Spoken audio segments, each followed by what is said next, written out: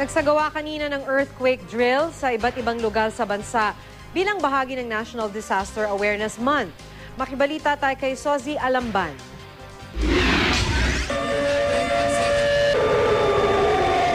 Sa hudyat ng Serena, nagsimula ang earthquake drill sa lungsod ng Maynila. Ang senaryo, gumalaw kunwari ang West Valley Fault at yumanig ang intensity 7.2 na lindol sa Maynila.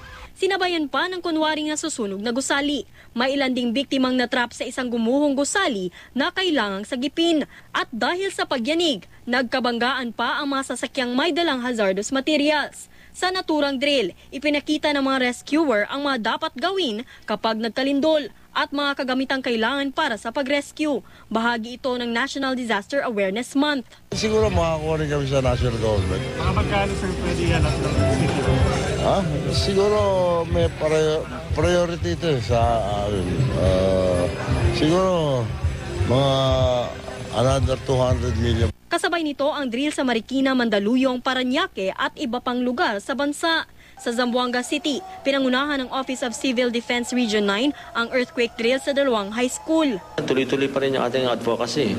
Hindi pa rin natin tinitigilan ito mga schools, mga sabi natin mga government, pati kaya even business sabi natin facilities na dapat lagi nilang siguraduhin yung safety ng lahat ng occupants. Matapos ang drill, inirekomenda ng ahensya ang pagpapatanggal ng iron grill sa ikalawang palapag ng isa sa mga paaralan. Maaari kasi itong maging harang kung magsasagawa ng evacuation. Itinaas naman sa blue alert ang status ng OCD sa Central Visayas.